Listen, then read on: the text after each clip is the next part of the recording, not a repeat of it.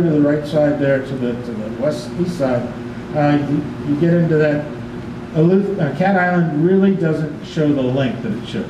And if that's Samanaki or San Salvador, it doesn't show the proper size. So Rotz's map really doesn't show the kind of thing we're looking for. Next. Some of these are still, like this is the Munster map from 1550. Still, he just drew a bunch of circles and said these are islands and didn't put any detail. And you could say, okay, this is maybe a small map, so he didn't have room. But this Munster's map was a regional map. He had plenty of room to put in the proper orientation to the map, to the islands. He didn't do it. So his map is a very poor one.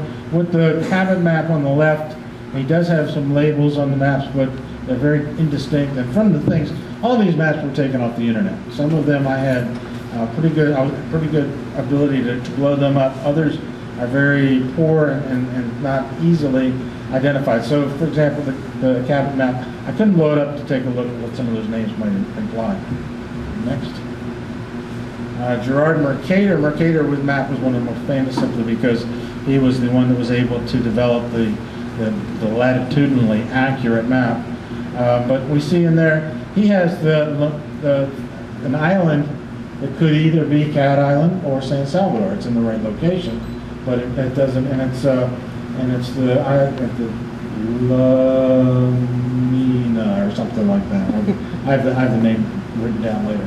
So, but we're starting to see a little bit more. Next. 10 years later, he's got a map, 1578, Lamana, excuse me, that was it. But we see certainly, and we see Lucaya there, Esplanada, kind of some mixture there. Is one of those supposed to be Grand Bahama, or is that Bimini? Not Bimini, but Abaco? No, the one that's the little tiny one that's north of, it's not much of an island. Berry? Berry. One of those. Anyway, okay. So then we have Cura something. There was a crease in the map, so you can't read it in the Lamana. Maybe Curacao. Curacao, that might be a Sigatu, I meant. Okay, then the next. This is the Ortelius map, and this is one of the most famous maps of the era, simply because this is the one where we are starting to see very good representations of the islands. Grand Bahama is a very good demonstration, given what the information they had at the time. Now, this must have been a really trying time for cartographers, because each ship coming back brought back new information, and oftentimes it might have been contradictory information. So we certainly have Grand Bahama, then well represented. We have Abaco, with a nice representation then of Eleuthera. But then we get into this here. That doesn't look like San Salvador. Today's San Salvador. This gets confusing too. What island am I talking about? When I say San Salvador, I'm trying to use contemporary San Salvador and Cat Island rather than try to so whatever that means. Okay. So anyway, but if we look at Guanahani, it doesn't represent either San Salvador, contemporary San Salvador. Certainly doesn't look like Cat Island would look like. Samanaki looks more like Salvador.